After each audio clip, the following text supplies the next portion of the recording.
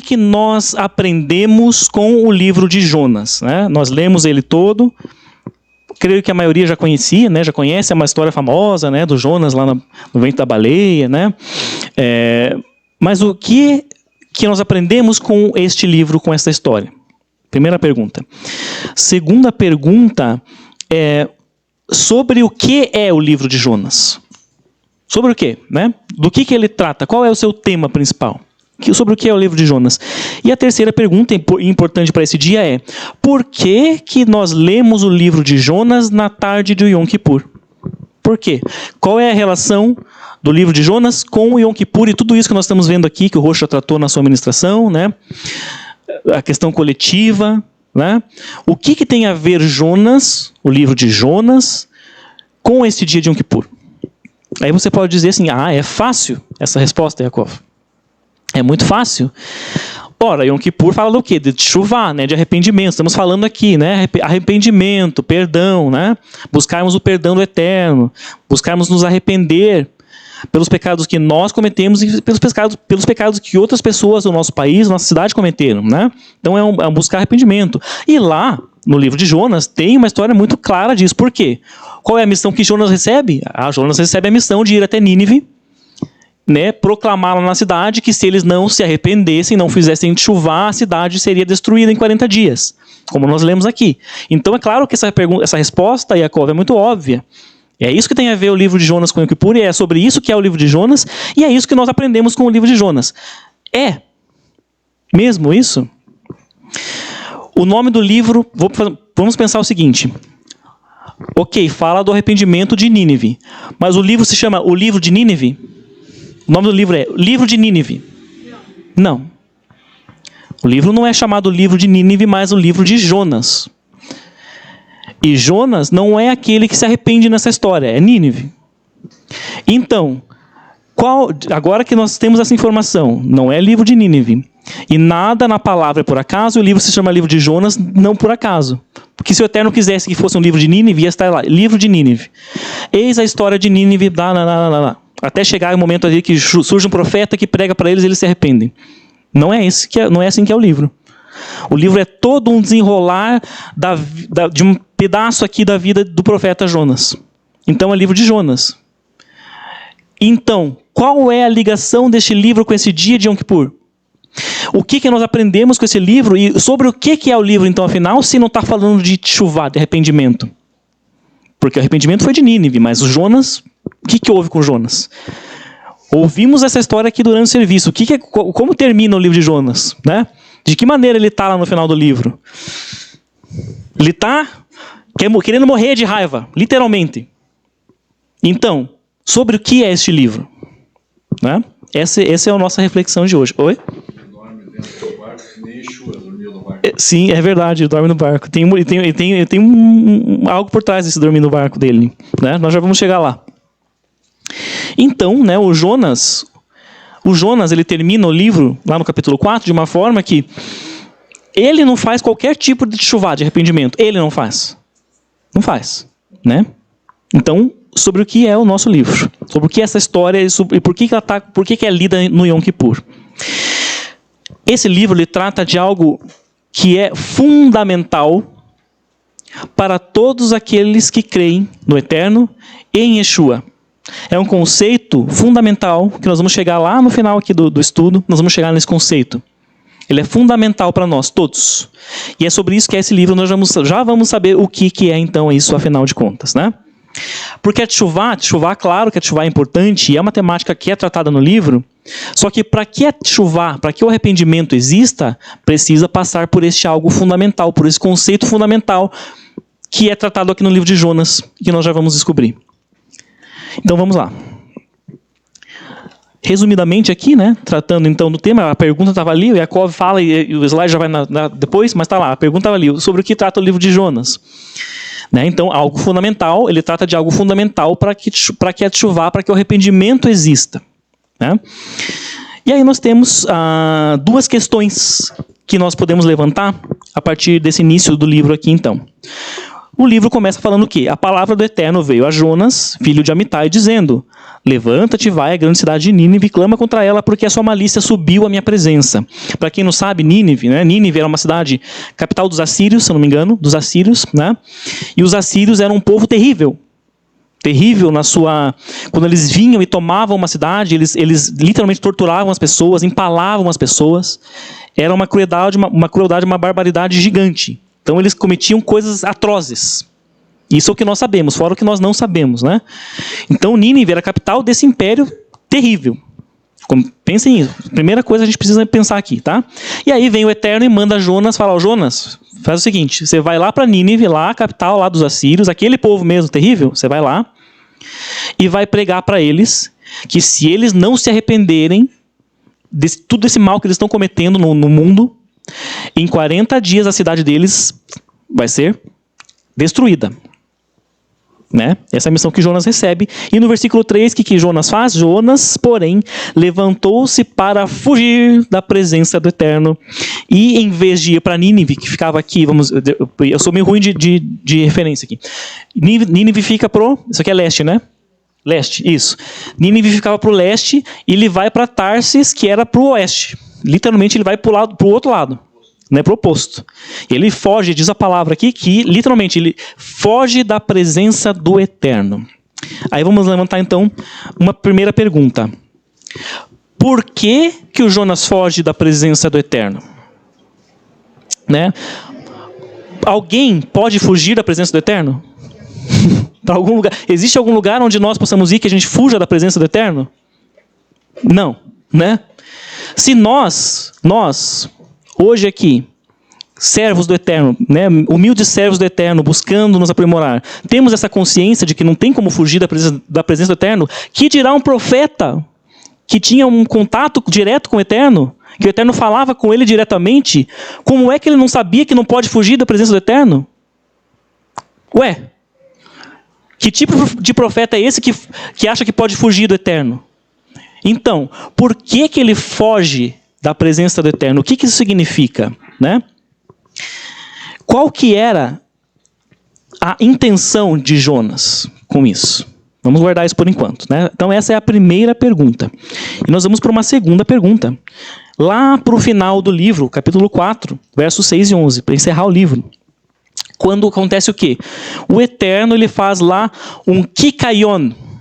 Kikaion é uma planta traduzida como aboboreira, não sabemos se era exatamente isso ou não, mas enfim, traduz-se comumente como aboboreira, uma planta que brota, né, e gera sombra ali para Jonas naquele deserto, o Kikaion, né, e daí ele fica feliz que ele tem aquela planta, só que daí no outro dia o Eterno manda lá uma lagarta, um verme, ele come a raiz da planta e a planta seca, e o Jonas fica de novo bravo.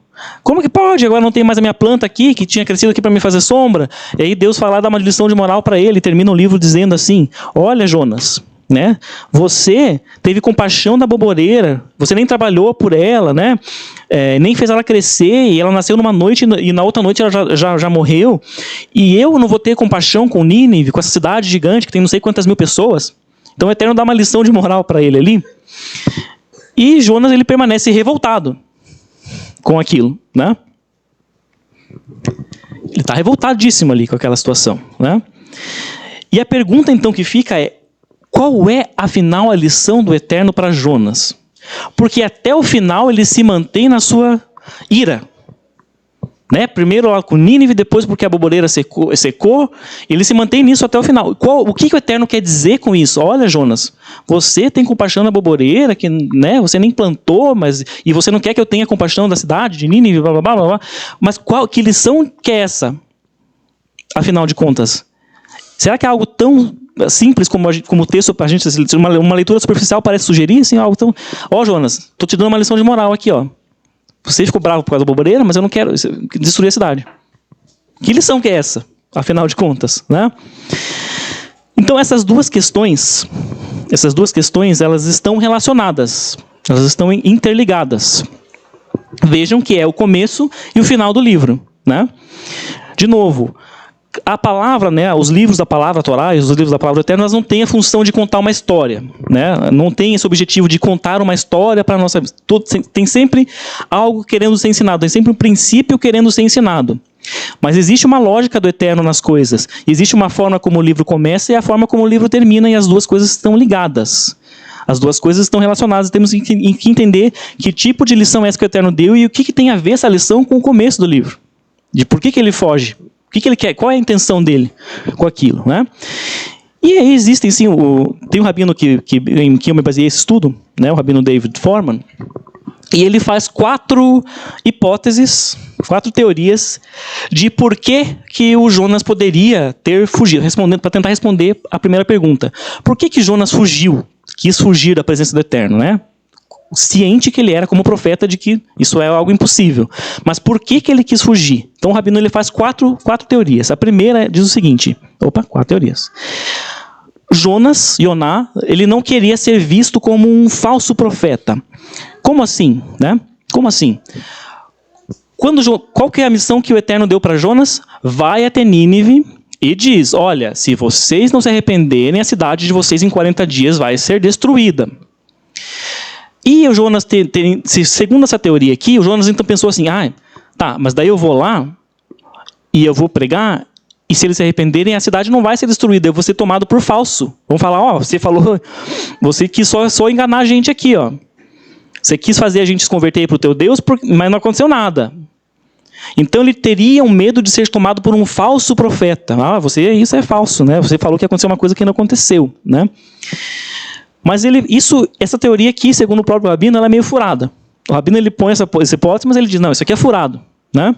Não faz sentido isso, porque existiriam inúmeras maneiras do Jonas evitar isso. Por exemplo, poderia falar a profecia de um jeito, né? Falar, olha, deixar muito claro, se vocês se arrependerem, a cidade vai ser poupada. Mas se vocês não se arrependerem, a cidade vai ser destruída. Algo simples, né? Então resolveria isso aqui. Então não foi porque ele tinha medo de ser visto como falso profeta. Não foi. Teoria número 1, descartamos ela. A segunda teoria diz, Jonas era egoísta. Ele não queria saber da cidade lá. Aquela cidade lá não estava nem aí. Sabia que eles eram perversos, bárbaros. E ele queria saber do seu bem-estar. Ele falou, eu vou arriscar a minha vida, ir lá, falar para eles isso, eles vão me matar. Eu não, passo longe disso. Passo longe dessa cidade aí. Vou fugir aqui para o outro lado. Não quero saber disso, Eterno. Né? Será que ele era egoísta? Né? Segundo a hipótese que existe. Pode ser que as pessoas... Jonas era egoísta, só queria saber do seu próprio bem. E que se lasque a cidade lá, não estou nem aí. Né? Será que era isso? Não era isso. E a gente sabe como que a gente descobre que o Jonas não era uma pessoa dessa forma egoísta. Tem 2 coisas que nós vemos que ele não era, no próprio texto, que ele não era uma pessoa egoísta. Primeira, quando ele está lá, nós lemos o livro aqui, lembrem-se, né? Então ele estava lá, ele vai no barco para Tarsis, lembrem, né? Embarca no barco e lá no meio do mar acontece aquela tempestade. Aquela tempestade, e vêm lá os outros ocupantes do barco, e eles começam a perguntar, o que está acontecendo? Vamos orar, cada um ora lá para o seu Deus, né? E, enfim, chamam Jonas, e eles descobrem, tiram sortes e descobrem que ele era o culpado, né? Era por causa dele aquela tempestade. E o que ele diz? Eles perguntam para ele, tá, descobrimos que é você, Jonas, e agora o que a gente faz com você para parar essa tempestade? Né? O que a gente faz? Porque ele tinha contado para eles que ele tinha fugido do Deus eterno. O que a gente faz, Jonas? Porque é por causa de você. O que ele diz? Me peguem e me joguem no mar. Por acaso alguma pessoa egoísta, assim, que é uma pessoa que é autocêntrica, ela faria isso? Podem me jogar. Sou eu. A culpa é minha. Me joguem no mar. Alguma pessoa egoísta faria isso?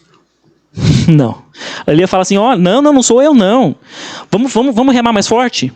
Vamos remar mais forte? Não precisa fazer nada comigo não. Se a gente remar mais forte, a gente chega lá na costa. Uma pessoa egoísta faria isso.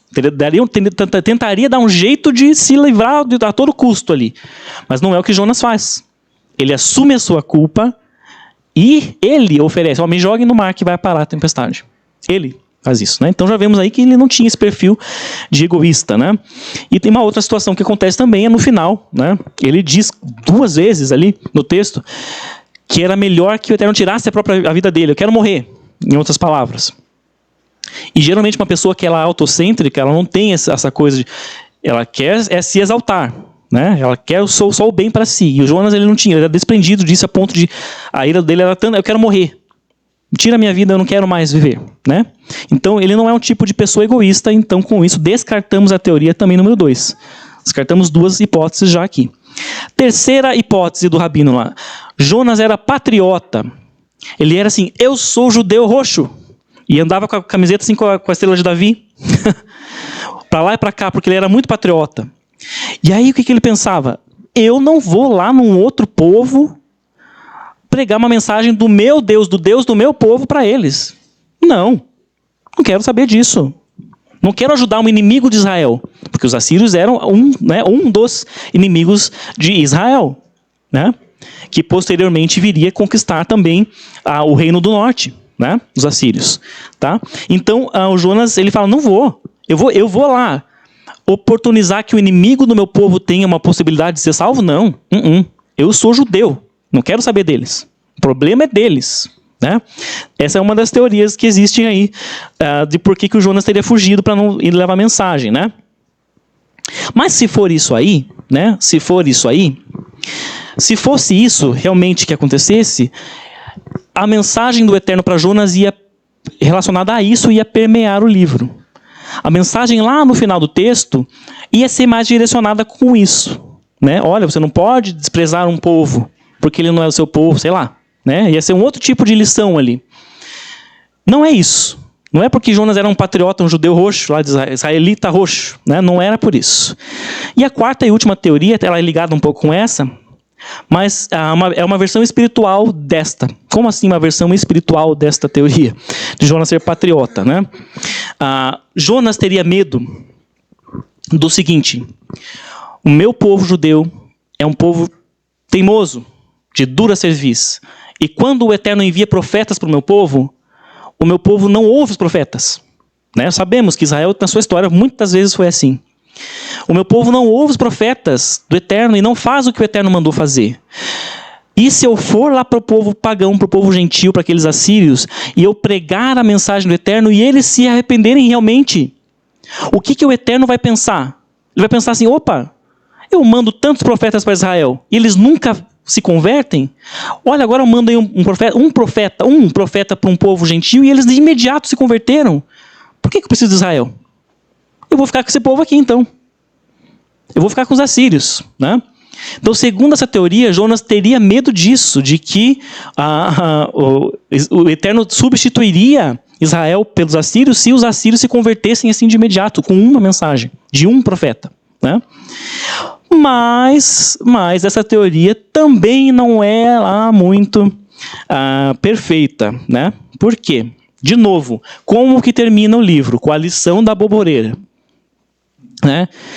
E a gente não consegue fazer nenhum tipo de ligação da lição do que o Eterno fala ali com aquela boboreira, né? Com essa hipótese de que o Jonas estaria com medo de que Israel fosse substituído, né? Porque, de novo, o Eterno usaria talvez um outro tipo de lição. Se fosse isso, o medo de Jonas, o Eterno usaria outro tipo de lição, né?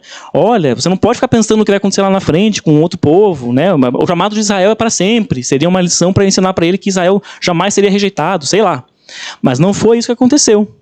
A boboreira tem uma outra mensagem. Então, essa teoria aqui também descartamos, e nisso descartamos as 4 teorias aqui, elas não se fundamentam muito bem. Mas existe uma quinta teoria, aí rabínica, a respeito de por que o Jonas fugiu. Para responder a nossa primeira pergunta lá, né? Por que o Jonas fugiu? Então, começamos ali com uma mensagem escondida. Vamos lá para o final do livro de novo. História da boboreira. A história da boboreira. Qual era o propósito da boboreira? O que a palavra diz? O que o texto nos diz, né? Era para fornecer sombra, né? Porque eu disse que Jonas ficou feliz quando a boboreira cresceu e fez sombra para ele, né? Vou ler o versículo 5 do capítulo 4 para vocês. Prestem atenção. Então Jonas saiu da cidade e se assentou ao oriente dele. Ali ele fez uma sucá para si, e debaixo dela se assentou à sombra. E até ver o que houvesse de suceder à cidade. E depois o Eterno faz a boboreira. Pergunta, o que acabei de falar aqui? Ele já estava debaixo da sombra. A palavra diz que ele tinha feito uma cabana, uma sucá, e ele estava na sombra da sucá. Então, repetirei a pergunta. Qual era o propósito da aboboreira, se era fazer sombra, se ele já estava na sombra? Está aqui o texto. Já estava na sombra, ele estava na sucá, né? Versículo 6. O Eterno preparou uma aboboreira e fê-la subir para cima de Jonas para que lhe desse sombra sobre a cabeça, mas não para aqui. Olha o que o texto continua. O texto continua. A fim de o livrar do seu mau estado. A fim de o livrar do seu mau estado, é que era o propósito da aboboreira, né? Já vamos ver o que é isso. A palavra que é usada no hebraico, no original, esse mau estado é ra'ato. Traduziram aqui como mau estado, algumas traduções trazem enfado, né? Mas a palavra no hebraico é ra'ato, o seu mal, né? Literalmente, traduzindo, é o mal dele, o seu mal, tá? Para livrá-lo do seu mal. Como assim? Que mal? A aboboreira cresceu e fez sombra na cabeça dele para livrá-lo do seu mal. Que mal é este? Que Ra é este? Afinal de contas, que está falando o texto, né? Existe aqui no livro de Jonas o que os rabinos chamam de uma corrente do mal. Entre aspas. Uma corrente do mal. Como assim? A palavra Ra'á, mal, aparece várias vezes ao longo do livro. E o Rosh sempre fala, toda vez que uma palavra se repete na Bíblia, na Torá, mas na Bíblia como um todo, é porque tem alguma coisa ali. E aqui no livro de Jonas, Ra'á se repete várias e várias vezes. Inclusive aqui no versículo 6, né? Que é a última que aparece, aliás. Vamos ver algumas delas, então. Isso aqui eu já li. Já foi também, Yakov. Verso 2, capítulo 1. Começa lá, Fala Ra'atam, né? Porque a malícia da cidade de Nínive, o mal da cidade de Nínive, havia, enfim, etc, etc. Tá? Versículo 2, capítulo 1. Aí no versículo 7, de novo, este mal, Hara'á. Tá? Aí lá no capítulo 3, verso 8, do seu mau caminho, Hara'á de novo. Derech Hara'á. Verso 10, capítulo 3, do seu mau caminho de novo, Hara'á. Olha só. E capítulo 3, verso 10 também, de novo, na segunda parte. Se arrependeu do mal. O Eterno se arrependeu do mal. Hara'á. Inúmeras vezes. Numa sequência. Por isso os sabinos chamam de cadeia do mal aqui, entre aspas, né? Porque é uma sequência de vezes que essa palavra aparece nesse livro. Como numa cadeia. Acontece um para outro, até chegar no final do livro, no capítulo 4. Né? Então, o que isso significa? Aí vem lá o versículo 1 do capítulo 4 e diz o seguinte, mas isso o quê? Isso o quê? O Eterno poupar a cidade de Nínive, né? Porque de fato eles se arrependeram, se converteram, vestiram panos de saco, inclusive o rei. Isso desagradou muito Yoná. Esse desagradou muito no hebraico, olha o que está escrito lá, Ra'agdolá. Isto foi um mal enorme para Jonas. Na perspectiva de Jonas, isto foi um mal enorme, grande. Ra'agdolá. O fato de o Eterno ter poupado Nínive. Tá? Por quê? Por que isto foi um mal enorme para Jonas? Ele próprio explica na continuidade do versículo. Vamos ver lá. Verso 2. Tem uma chave aqui, né? Ele diz, vamos ler lá o capítulo 4, verso 2. E orou Jonas ao Eterno e disse, Eterno, não foi esta a minha palavra, não foi isso que eu disse, estando ainda eu no meu país? Foi por isso, Eterno, ele responde a pergunta para nós que nós lançamos lá no começo. Foi por isso, Eterno, que eu me apressei a fugir para Tarsis, pois eu sabia que tu és um Deus clemente e misericordioso, tardio em irar-se de grande beneficência, e que te arrependes do mal. Né? Venacham alará. Tá? Então, ele fala isso aqui, ele responde por que ele fugiu da presença do Eterno, dizendo isso. Ele falou assim, Adonai, Adonai, El Rachum Vechanun, El Chapaim Verav Chesed. Lembram disso? Ouviram isso em algum lugar? Acabamos de cantar aqui no serviço de Minchá. O que é isso? O que ele está falando aqui?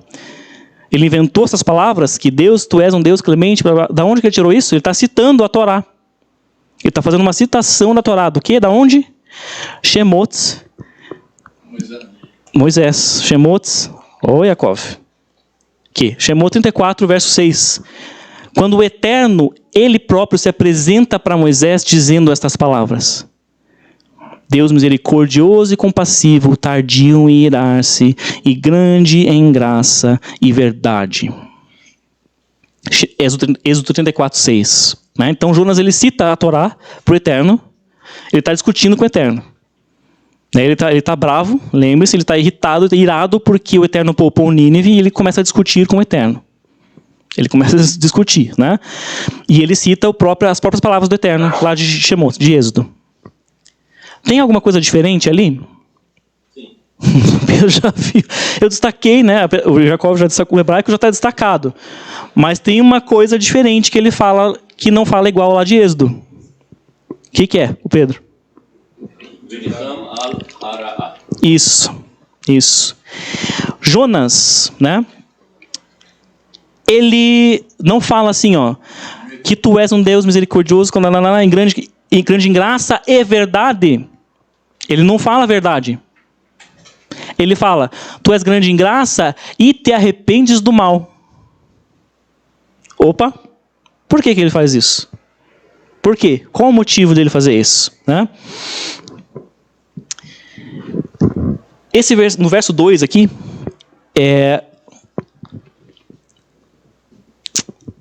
a penúltima vez que aparece a palavra Ra, né? A última é quando, no versículo 6, que fala que a boboreira foi para livrá-lo do seu mal. Né?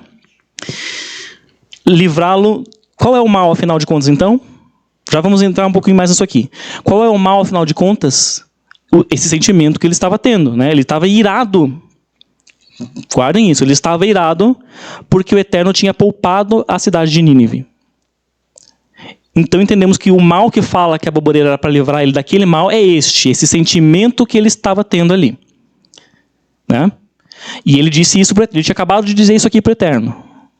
Já vamos entrar um pouquinho nessa questão da verdade aí. Tá?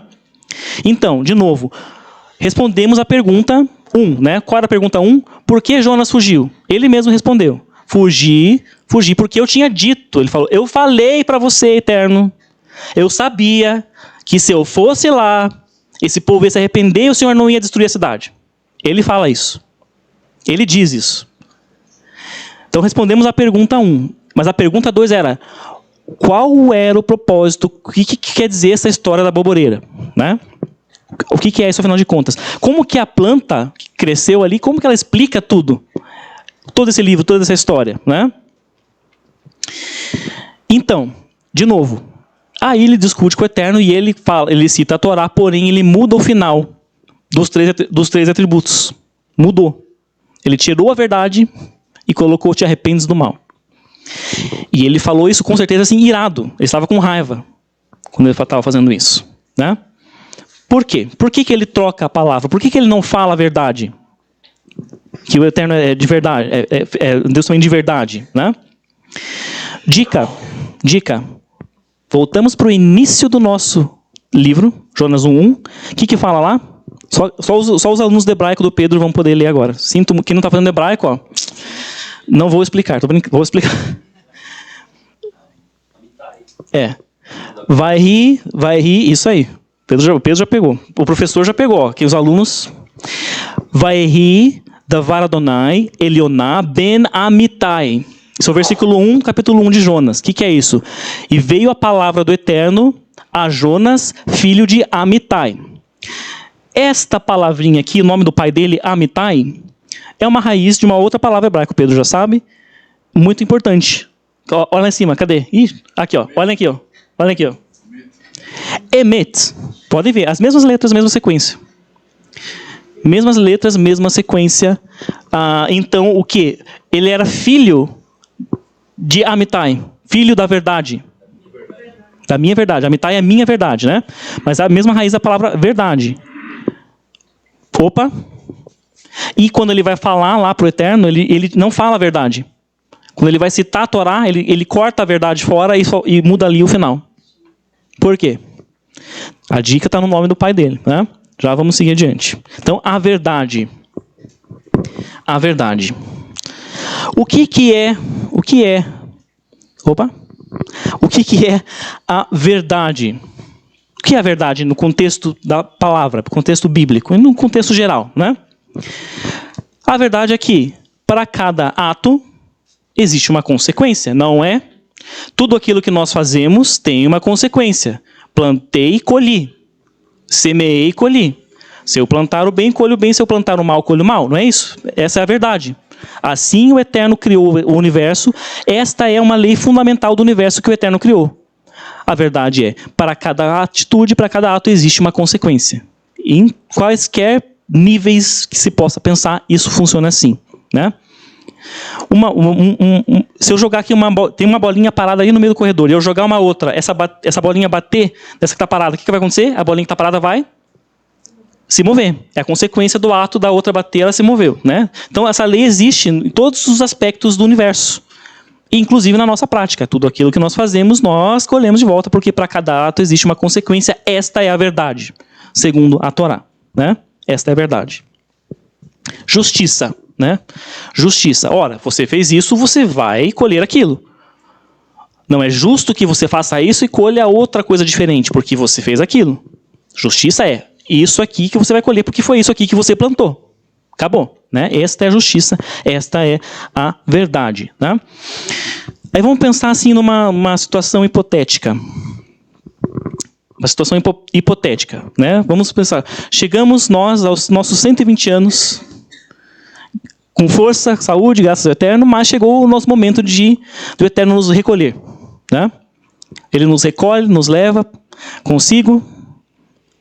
E lá no Éden, chegamos lá no portão do Éden, aí tem um anjo lá parado no portão, com uma lista assim enorme. E o anjo diz assim, o seu nome, por favor? Ah, Yaakov, escreve lá. Aliás, ele checa a lista, tá bom, teu nome está aqui. Mas assim, Yaakov, eu sinto te dizer que o Eterno ele está assim, bem ocupado no momento. Tem muita gente querendo falar com ele. Assim, a fila de espera está em 700 anos. Se você quiser esperar, você pode esperar. Mas se você quiser, você pode ir lá para um banquinho. Entra aqui nos portões, você é bem-vindo. Espera no banquinho e fica ali. Você pode ficar aí quanto tempo você quiser. E o Yaakov vai, entra e fica lá no banquinho. E esse é o Éden. Situação número 1, tá? Guardem isso. Situação número 2. Chega o Yaakov lá, depois dos seus 120 anos, nos portões do Éden, e o anjo está lá também, e ele fala, bem-vindo. Ó, o Eterno vai vir falar com você. Entra, que agora ele vai se assentar com você, e, enfim, e você vai lá. E eu entro, e vem, e o Eterno se manifesta a sua presença, e ele vem assim com um telão, tipo aqui, aí começa a passar na minha vida. Todas as coisas que o Yaakov fez de bom. Ah, que legal. Olha, quando você fez tal coisa, quando você fez aquilo, olha que legal. E eu fico feliz, que eu começo a ver todas as coisas na minha vida, mas daqui a pouco vem as coisas ruins, todas as inúmeras e milhões de coisas ruins que o Yaakov fez também, e começa a passar lá, né? Porque aquela foi minha vida, então eu tenho que viver tudo. E começo a ver, enfim, mas faz parte do contexto. Mas o Eterno está ali sentado comigo, me mostrando a minha vida, do que foi, o que eu fiz, tudo que eu fiz na vida que Ele me deu. Qual das duas situações você preferia? A número 1 ou a número 2? A 2, né? Assim, claro que é ruim nós vermos os nossos erros e termos nossos erros expostos diante do Eterno, apesar que Ele já sabe de tudo. Mas se você ficasse num banquinho lá no Éden, assim, esperando, sei lá, só lá sentado, eu não sei, eu não gostaria muito, né? Seria um chá de banco, né? Eu não gostaria muito. Por mais que fosse evitar eu ter que ver os meus erros, né? Mas, não sei, né? Preferiria o número 2. E tem um porquê disso também, né? Porque a justiça, ela dá um sentido para a vida. Como assim? Ora, você, Yaakov, olha só, você fez tantas coisas boas, fez tantas e tantas coisas ruins, errou tanto, mas os teus méritos foram maiores do que os teus defeitos. do que as tuas ações erradas. Por isso, Yaakov, você pelejou a sua batalha, você creu em Yeshua, confessou Yeshua, e você seguiu no caminho, progredindo e avançando, e então você está aqui. Esta é a justiça, ora eu colhi, eu plantei e colhi. Né?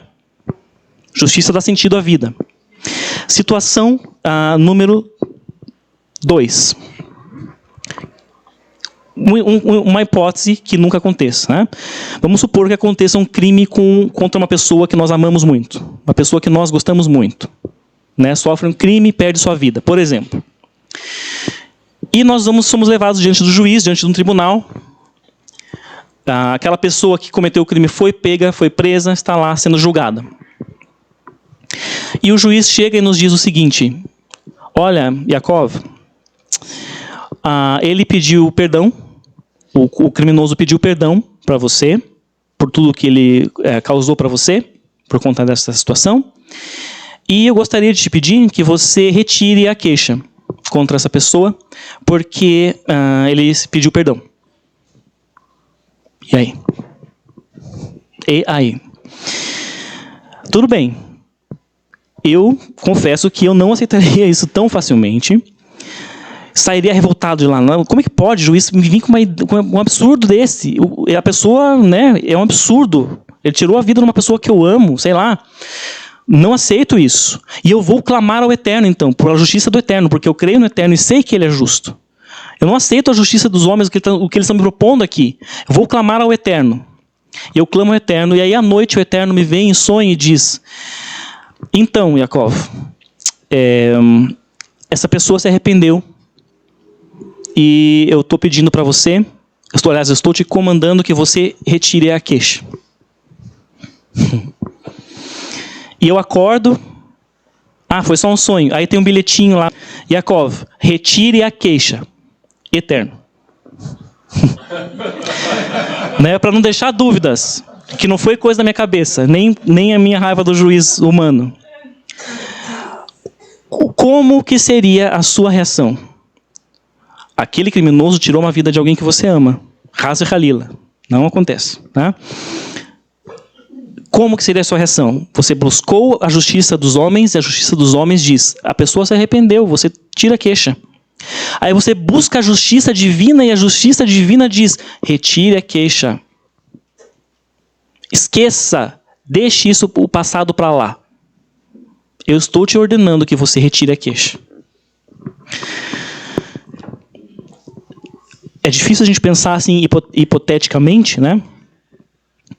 Mas foi isso que Jonas sentiu. Foi isso que Jonas sentiu quando ele recebeu essa missão do Eterno para ir para Nínive, uma cidade que havia cometido crimes horrendos. Existe aí uma história da tradição de que o Jonas teria perdido os pais para os assírios. Não é confirmado, não sei se é verdade ou não. Isso não tem, não tem provas, né, disso. Mas sente-se que de fato ele sabia quem era aquele povo e sabia as barbaridades que eles cometiam. E quando o Eterno diz: você agora vai e você vai mandar uma mensagem para eles, e eles vão se arrepender e eu vou poupá-los do castigo por tudo que eles fizeram, só porque eles se arrependeram ali.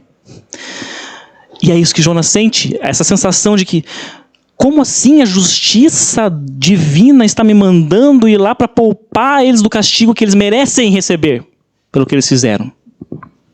Né? Então, não há justiça. Não existe justiça. Ele pensou, talvez, ele imaginou, ele sentiu. Não existe justiça. Por que eu devo me importar, então? Eu vou fugir. Eu sei que eu não posso fugir do Eterno, mas eu vou para o outro lado do que Ele está mandando. Porque não existe justiça. Não existe. E ele então quer fugir de tudo, de todas as formas possíveis. Como assim? Verso 3 do capítulo 1. Yoná, a fim de sair, de fugir da presença do Eterno, preparou-se para fugir, né? Para entrar no navio, para embarcar no navio, comprou passagem para ir para Tarshish, né? Então, sair da presença do Eterno. A palavra diz claramente ali. Opa, né? E aí, no verso 5, o que fala? Roche citou aqui no começo. Ele já está no barco, naquele barco, anos sei lá quantos antes de Yeshua. Como será que era aquele barco? Assim, um navio todo esplendoroso, desses que a gente vê aí passar aí no porto de Paranaguá, gigante, reforçado, seguro? Era esse tipo de barco que ele estava? Não. Era uma galera, um barquinho de madeira, bem rústico, muito com certeza. Era isso. Né? Exatamente. Que balançava mais que não sei o quê. Era isso. E o que a palavra diz que o Jonas fez? O Roxo já falou no começo. Dormiu. Aquela tempestade pegando, aquele barco balançando, chacoalhando mais que não sei o quê, e o Jonas dormindo. Quem que dormiria numa situação dessa, com um barco rústico, uma tempestade enorme? Yeshua fez, exatamente, mas Yeshua, o motivo era outro. Né? Mas o Jonas dorme. E por que ele dorme? Ele estava querendo fugir da presença do Eterno. O Eterno falava com ele aqui, ó. Ele pensou, eu vou dormir, aí o Senhor não vai falar comigo. É isso, é literalmente isso. Ele estava tentando, de todas as formas, ele estava tentando encontrar formas de fugir da missão que ele tinha recebido. Então ele dorme, mesmo naquela tempestade, porque ele não quer ouvir o Eterno. Ele não quer. Ele não quer. Por quê? Porque não existe justiça. Eu não aceito que esse povo não pague pelo que ele fez. Eles cometeram crimes horríveis, eu não aceito. Eu não quero conversa com o Senhor. É isso. E ele dorme. Aí acontece o quê? Os marinheiros, né, vão lá, acordam ele. Tem toda aquela conversa ali, né, com ele. Detalhe. Eles pedem para ele o quê? Cada marinheiro faz o quê? O que eles fazem? Eles oram para os deuses deles, né? Cada um ora lá para o seu Deus. E eles pedem para Jonas também. Ora aí para o teu Deus, né? Seja ele quem for, o Deus eterno. Ora para o teu Deus. Ele ora no barco? Ele faz tudo, menos orar. Ele não ora. Ele se recusa. De novo, a gente vê claramente no texto, é isso. Ele está se recusando a falar com o Eterno. Ele está se recusando a querer ouvir a voz do Eterno. Ele não ora de jeito algum. De jeito nenhum. Não ora. Né? Aí o que vem adiante? Versículo 12. Versículo 12. Quando eles lançam as sortes, né? Saiu aqui, Jonas é o culpado. Ok, o que nós fazemos com você, Jonas? O que ele fala? Me jogue no mar. O que está por trás desse pedido dele? Me joguem no mar. Lá no meio daquela fúria, daquela tempestade. O que era óbvio que ia acontecer com uma pessoa que faz isso? Morrer. Ali ele já estava de novo tentando achar outra forma. Ok, tentei dormir, não me deixaram. Me vem de novo aqui falar do Eterno. Então eu vou morrer. E aí o Senhor não vai me achar. Eu não vou mais ouvir. É isso, literalmente é isso, irmãos. Por isso ele busca a morte ali, literalmente. Ele sabia o que ia acontecer se eu jogasse nele naquela tempestade ali, no meio daquelas águas revoltas. Ninguém sobreviveria, né, em condições normais. Então ele queria fugir da presença do Eterno. Ele tentou encontrar todas as formas possíveis de fugir, inclusive buscando a morte ali, sabendo que ia morrer, né? E aí, capítulo 2, versos 1 e 2 diz o seguinte. O que acontece, já sabemos a história, né? Ele cai no mar, mas o que acontece? O Eterno preparou um dag, gadol, que tragasse a Jonas, um peixe grande, que tragasse a Jonas, e Jonas esteve no ventre do peixe 3 dias e 3 noites. Mas existe uma particularidade no versículo 2. Versículo 2 diz o seguinte: então orou Jonas ao Eterno, seu Deus, lá do ventre da Dagá. Pedro... Versículo 1 fala dag. Versículo 1 fala dag, peixe masculino. Versículo 2 fala dagá, uma peixa, né? uma peixe feminino, no feminino no hebraico. Né? Ué, por que isso? Como assim? Fala dag, depois fala dagá, um versículo depois. Nada na palavra é por acaso. Claro que existem várias considerações a respeito disso, mas uma das ideias que existe é que foram 2 peixes diferentes que ele foi devorado, engolido. 2 peixes diferentes. O primeiro E o Eterno preparou um grande peixe que tragasse a Jonas, e ele esteve 3 dias e 3 noites, sem ainda orar ao Eterno. Ainda lá no ventre do peixe, vivo lá dentro, ele continuou quieto, calado, por 3 dias e 3 noites. É isso que está falando aqui, no versículo 1. E aí, então, segundo essa teoria de alguns rabinos, o peixe gospe ele lá no meio da água, esse primeiro peixe, e aí vem esta peixe, que era uma mãe peixe, que estava, segundo a tradição, de novo, tradição judaica, tá? Entendo como alegorias, enfim, mas é isso que diz. Que era uma mãe peixe estava grávida. Então o ventre dela estava com filhotes. E ele é devorado por esta peixe, e lá no ventre dessa peixe, por conta dela estar grávida, estar esperando filhos no seu útero, guardem esta palavrinha, ele não encontra espaço ali, ele não tem nem espaço para ficar. Ele não tem mais para onde correr, ele não tem mais para onde fugir, ali ele não tem para onde ir. Literalmente falando, ele não acha mais espaço dentro dali daquele ventre, daquele peixe, daquela peixe, né? E é ali que acontece o quê? Então orou Jonas.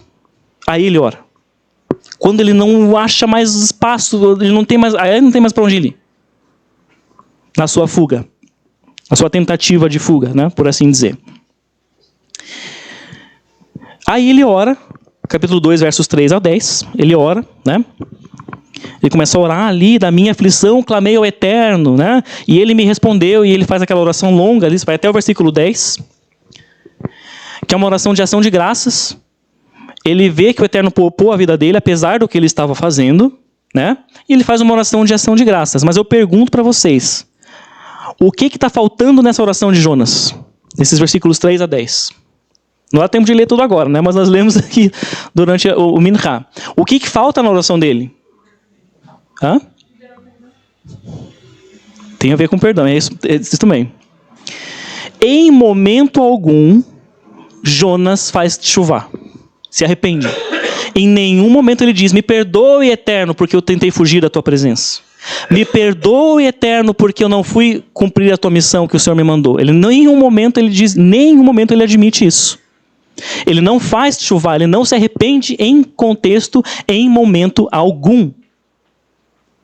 Ele faz uma oração de ação de graças e acabou. Obrigado, Eterno, o Senhor está me mantendo vivo mesmo aqui, e eu sei que eu vou ver o teu santo templo de novo um dia. Enfim. É isso que ele faz, mas ele não se arrepende. Não admite que ele estava fugindo e não libera o perdão, como a Helena falou, e não libera o perdão da maneira que o Eterno queria. Né? Tá? Isso que falta, ele não se arrepende. E aí, para a gente caminhar para o fim, agora. Né? A segunda pergunta lá do nosso começo, do estudo. E a tal da boboreira? O que tem a ver a tal da boboreira com tudo isso que a gente viu até agora, e essa questão aqui da verdade e de Jonas querer fugir da presença do Eterno, assim, nessa maneira de escapar de sequer ouvir a voz do Eterno? O que tem a ver a tal da boboreira com tudo isso que nós vimos até agora? A respeito da verdade aí. E aí nós vamos enfim caminhar para descobrir qual é, afinal de contas, o tema deste livro de Jonas. E, consequentemente, por que ele é lido no Yom Kippur? E que relação ele tem, que lição ele tem para nós, para Jonas e para nós, né? Então, Jonas 4, verso 3. Já comentei aqui, né? Quando ele se ira, porque o Eterno poupa a cidade de Nínive, como ele diz, eu disse para o Senhor que se eu fosse, eles iam se arrepender, o Senhor ia poupar eles. Daí ele cita lá o Shemot, Êxodo, mudando o final, não fala a verdade. Já vamos ver um pouco para concluir isso. Não fala a verdade, né? Muda o final. E daí ele diz isso. Então o Senhor me tira a minha vida, porque eu não quero mais viver. É isso que ele fala. Por que ele não queria mais viver?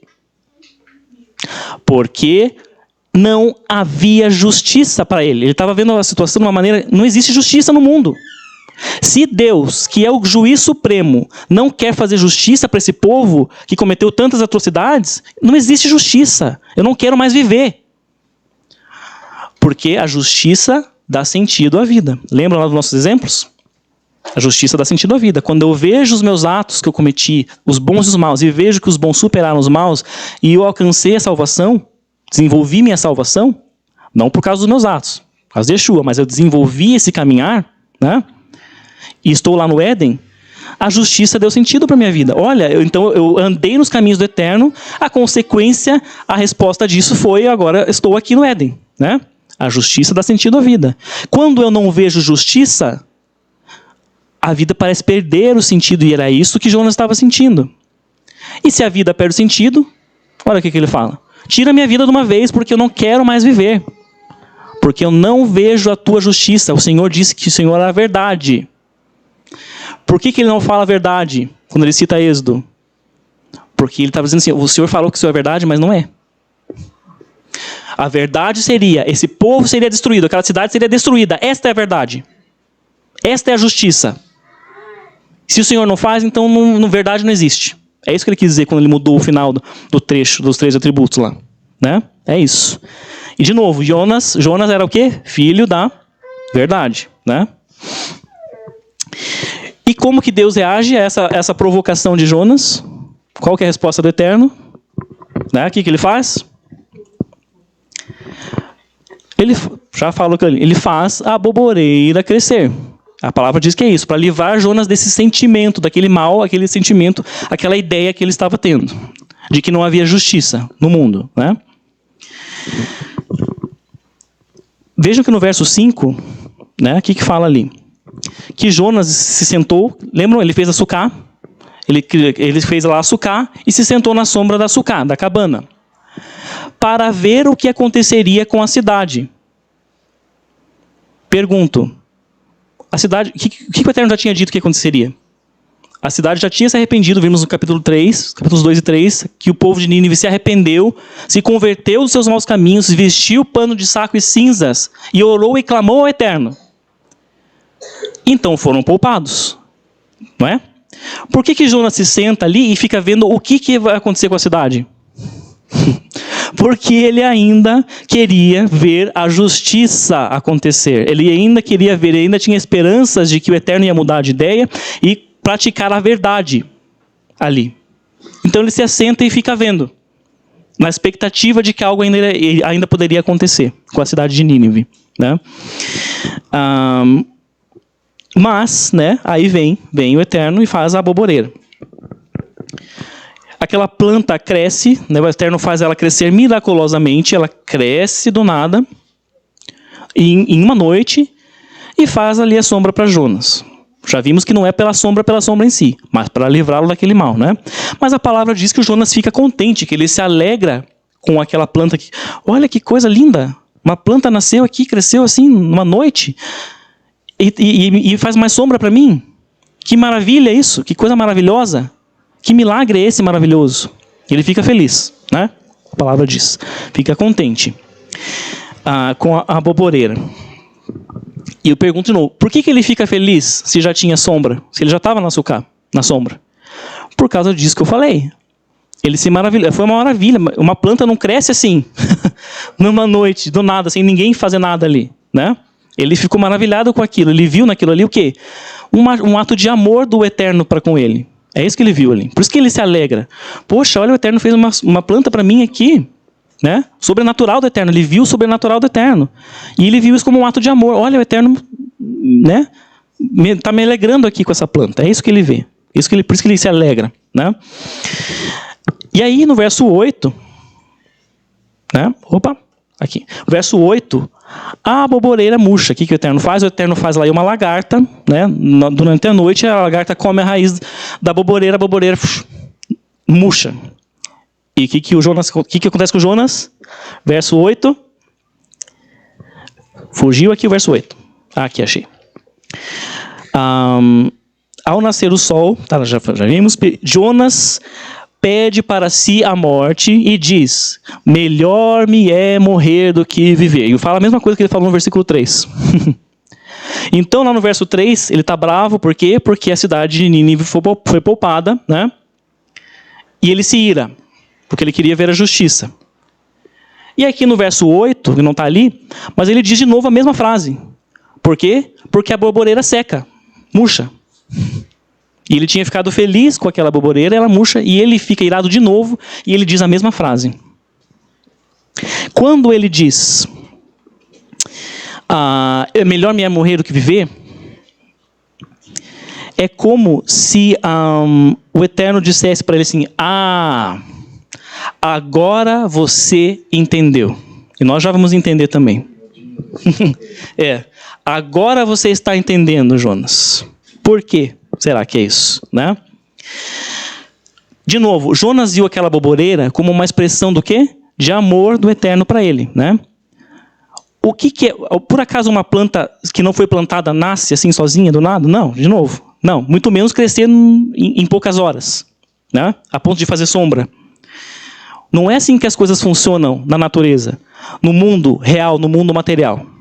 Não é assim. Você tem que ir lá plantar uma semente, ou um passarinho, né? Mas vai lá, planta uma semente, vai regar, vai passar meses, até aquela planta começa a virar um brotinho e vai, assim, anos às vezes para virar uma árvore, ou uma planta maior, né? É assim que a natureza funciona. Então, a palavra que eu vou usar, esta é a verdade, né? Mas aquela boboreira cresceu miraculosamente e Jonas viu-a como uma expressão de amor, de graça do Eterno para com ele. E aí vem aquele verme, aquela lagartinha, a lagartinha que o Eterno manda lá, ela pensa assim, mas não tinha uma planta aqui ontem. Da onde que veio essa planta? O que é isso? Não, isso aí não pode ficar aqui não. Não é justo que essa planta cresça aqui no meu... Eu tô aqui no meu caminho, essa raiz dela está no meio do meu caminho.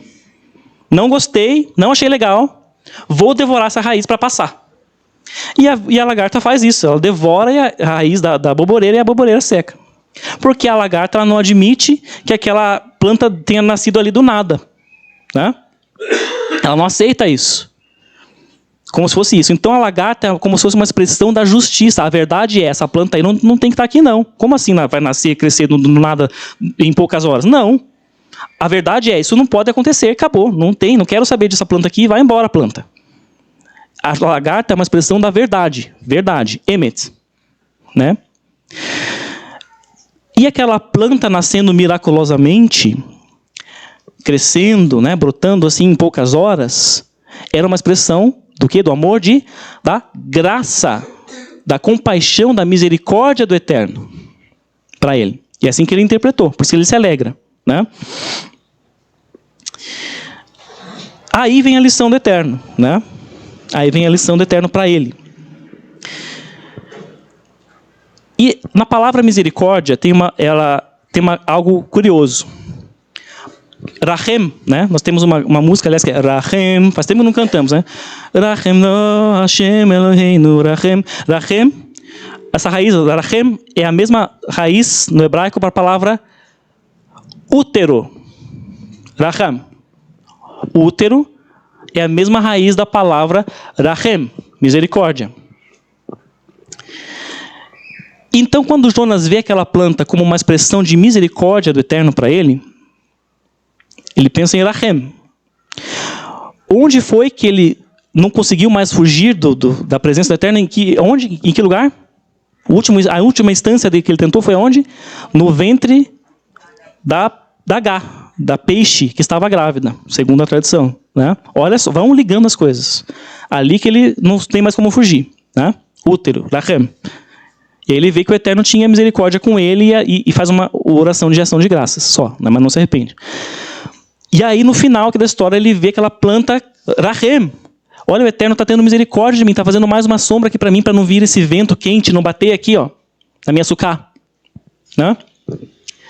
E o Eterno então fala para ele, então você ficou bravo, você ficou irado, porque essa boboreira que eu fiz por minha misericórdia para você se secou, Jonas?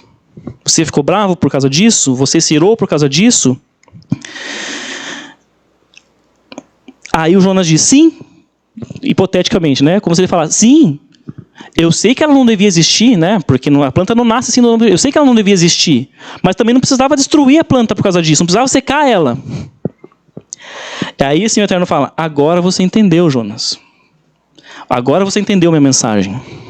Que é, você queria morrer, Jonas, Porque você estava se recusando a viver num mundo em que não havia a verdade, a justiça, nua e crua. Você estava buscando a morte, Jonas, fugindo da minha presença, porque você não queria viver neste mundo sem verdade, sem justiça, nua e crua. Fez, colheu, acabou. Você não queria viver num mundo assim. Mas agora, Jonas, que essa boboreira que você nem foi você que plantou ela, não foi você que fez ela crescer, que criou ela, que cuidou dela. E você quer morrer, né, porque ele pede para morrer de novo, porque a boboreira que não deveria existir, que não é verdade, que não é justiça, foi destruída? Jonas. Qual é a lição da história aqui que o Eterno dá para Jonas e para nós? Qual é a lição, afinal de contas, né? Concepção de graça. Opa! Tá ali, né? Eu vou falando assim por lá. Graça e verdade. Né? Justiça e verdade, compaixão e graça. Como assim, né? Muitas vezes, e eu tenho muito isso assim também, né? A gente quer justiça a todo custo, como Jonas queria. Não, essa pessoa me fez mal, essa pessoa vai pagar. Não quero saber, não me interessa. Essa pessoa me fez mal, ela vai ter que colher o mal que ela me fez. Nós somos muito assim, né? Acho que é algo do ser humano isso. Quero ver por quê? Porque a justiça dá sentido à vida, né? Mas o que o Eterno está ensinando para Jonas aqui e para nós é que, olha, Jonas, essa boboreira não foi você que plantou, tá? E mesmo assim você ficou triste e irado e bravo porque ela foi destruída. E você quer, Jonas, que essas pessoas que eu criei, essas pessoas que eu gerei, como se ele dissesse no meu útero, olha a palavra Rema, que eu gerei como criador delas, você quer que eu as destrua, sendo que elas se arrependeram, Jonas? Eu sei, Jonas, que a verdade era, sim, eles cometeram todas aquelas atrocidades, eles vão perecer. Mas eles se arrependeram, Jonas. Eles voltaram o coração deles para mim. E eu agora, Jonas, não vou olhar mais para o que eles fizeram, mas sim para o que eles podem ser daqui em diante. A graça, essa rahem, essa compaixão do Eterno, é esta. Não me importa o que você fez. Você me buscou, você se arrependeu?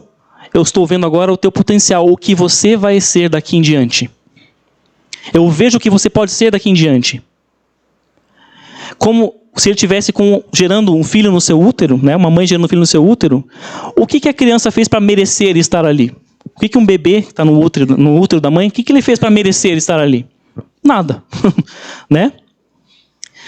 Como que a mãe vê aquele bebê no seu útero?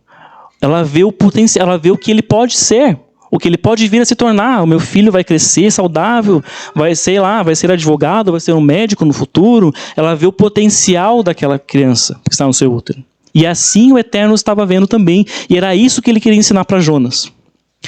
Que a graça caminha junto com a verdade, por mais paradoxal que esse pensamento possa ser na nossa lógica humana. Graça e verdade. O Shulam já ensinou várias vezes sobre isso. Pesquisem depois do Rabino Shulam, graça e verdade. Vocês vão achar vários artigos dele muito bons sobre essa questão de graça e verdade. E é isso, né?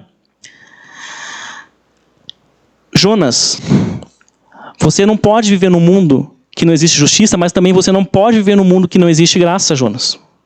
É isso que ele estava falando para Jonas. Você não pode viver sem um e sem o outro.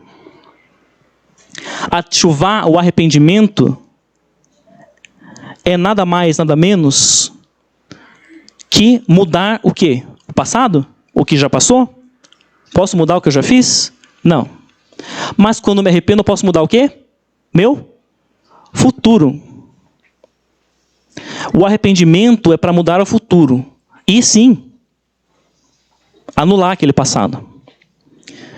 E esta foi a lição que o Eterno ensinou a Jonas. Por isso ele cria toda essa história da boboreira. Para que Jonas entendesse a graça. Olha só, de novo, não existia graça antes de Yeshua? Ó, está aqui, né? Nas palavras e em toda a concepção que o Eterno usa. Ele queria que Jonas entendesse isso que nós entendemos hoje, que graça e verdade caminham juntas e que nós não podemos viver só com uma ou só com a outra. Temos que ter as duas. As duas. Graça e verdade, né? Então, lembrando disso e finalizando, lembrando, né? Rosh Hashanah, o Yom Teruah, é considerado um dia do quê? Ele tem um nome, ele tem um outro nome em hebraico também. Essa festa que nós vivemos há 10 dias atrás é o quê? Yom Hadin. Yom Hadin é o dia do juízo, da justiça, né? Porque simbolicamente é o dia que o Eterno ele decreta, né? O que vai ser daquele ano daí em diante. Tem o porquê disso que nós já explicamos em outros momentos, né? Então, o Rosh Hashanah é o dia da justiça e o Yom Kippur é o quê? O dia do quê? Selagem, mas pensando no nosso conceito aqui. É como se fosse isso. Yom Kippur. O que é Kippur? Kippur. Espiar, né? Espiar, cobrir. O que é espiar, irmão? Se não cobrir, eu cometi um monte de erros. Cometi muitos erros. Eu não mereço. A verdade é, o Jacob já está condenado, acabou para ele. Já fez muita coisa errada, não quero saber. Essa é a verdade. Mas o Yom Kippur, o que é Kippur? Cobertura. O que Yeshua fez com o seu sacrifício? Cobertura, acaparar. Nos cobriu, então tudo aquilo que eu fiz, agora ele né, invalida com essa cobertura, nesse sentido. Em sentido de vida, para que eu tenha vida. Então, tivemos o dia do juízo, Yom Kippur simbolicamente o dia da cobertura. Então, de novo, a verdade lá no começo, mas também precisamos da graça, porque nós não podemos viver num mundo só com justiça e verdade. Precisamos da graça e da misericórdia do Eterno também. E esse foi o que Jonas aprendeu e que nós possamos aprender também. Amém?